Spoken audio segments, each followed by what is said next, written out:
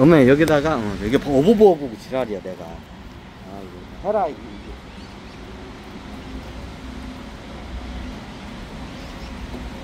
이게 처녀버섯 장누수예요. 처녀버섯 장누수하고 에피소드야.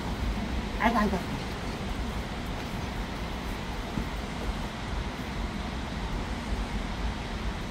처녀버섯 장누수예요. 근데 이 양반 운명이 그래.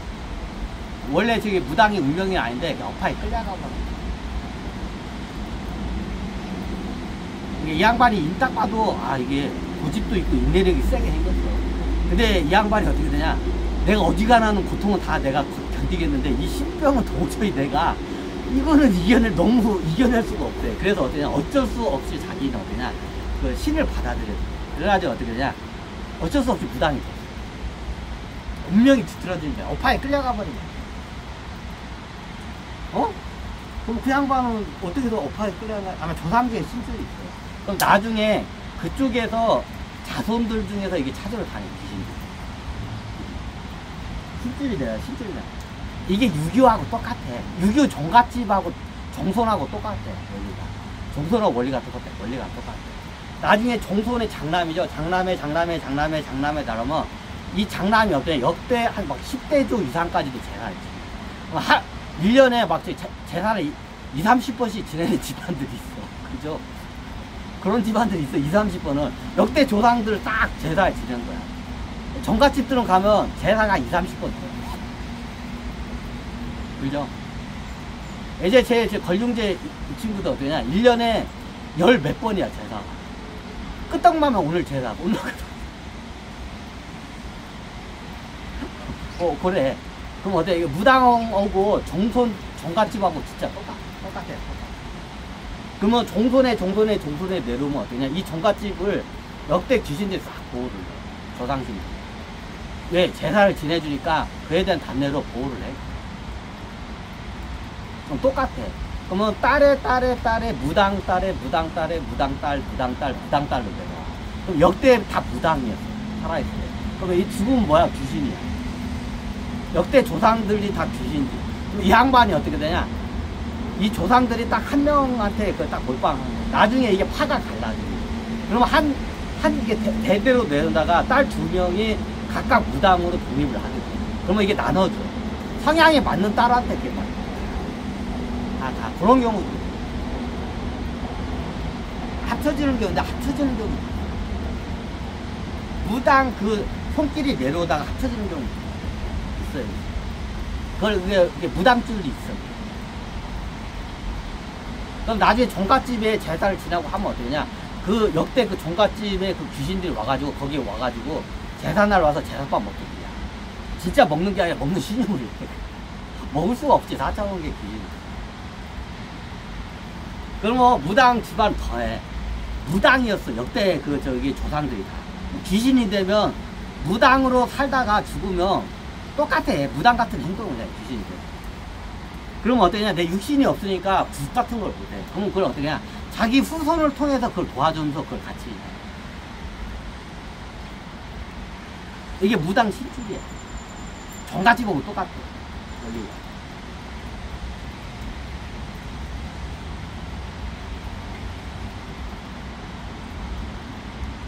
그럼 나중에 얘가 결혼을 못했어. 보통 무당들은 어떻게 되냐? 자기 제자라고 할게요. 어떤 후손이기도 한데 제자. 근데 후손이랑 말이 안 맞아. 다른 데서 와가지고도 하게 돼. 자기 후손이 안 와도 옆에서 신들이 도와줘서 그걸 하게 돼. 후손이랑 안 맞고 제자라고 할게요. 여기서 제자라. 제자가 나중에 어떻게 되냐? 제자가 결혼하는 걸 반대해. 반대. 왜? 결혼을 하면 말을 안 해. 자기네 말을 안 해. 특히 나중에 자식을 낳으면 더 말을 안 해. 그래서 결혼을 못하고 자식을 못 낳아.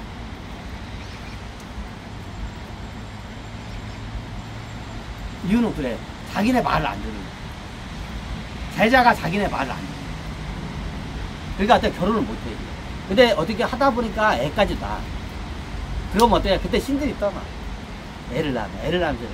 애를 낳으면 귀신이 있으면 애한테 굉장히 안 좋아. 그럼 어떠냐? 나중에 신들을 싫어해, 제자가.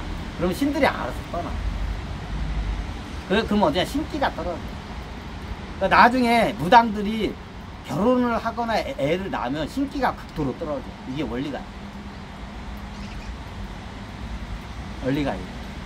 그럼 얘네들은 어떻게 하냐, 자기 다른 저기 뭐냐, 수손 저기 친척들 있어요. 7촌, 8촌 친척 여기까지 다 찾아가지고 어떠냐, 신줄이 괜찮은 애를 발견하면 걔를 무당으로 가요. 귀신들.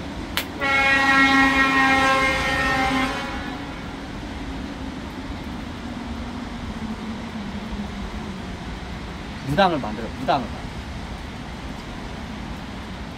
원래 신엄마는 말이 있어. 그럼 신엄마가 왜 탄생하냐?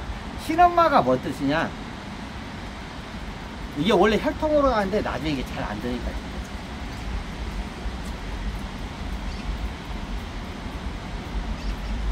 자, 제자가 있어. 근데 제자가 나중에 나이도 들었어. 근데 어떻게 되냐?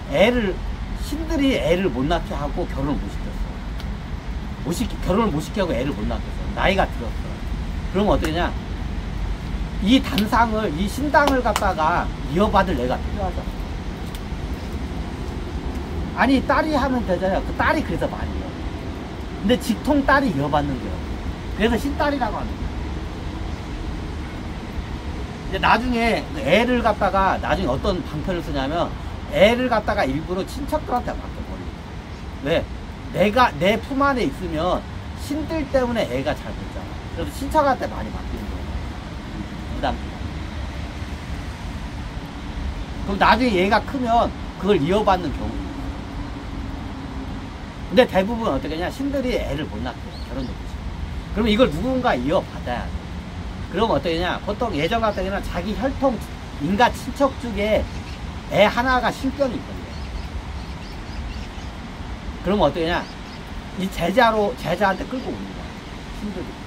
그럼 어떻게 해? 여기서 다음 이제 늙었으니까 다음 젊은 애가 이제 이어받아야 할 거 아니야. 그럼 그걸 이어받아. 이게 신엄마야. 신엄마라. 신들이 그걸 끌고 와. 끌고 와.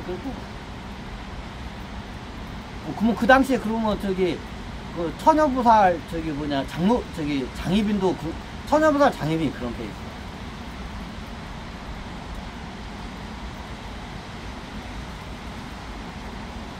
처녀보다 장애비 끌고 와. 그럼 천신계에서 그걸 막으려고 했는데, 천신계 외계인이라고 해. 외계인들이 그걸 못 끌려가게 딱 이게 방해를 하고 있었어. 방해를 했어. 이게 처녀보살 유인이야. 그러니까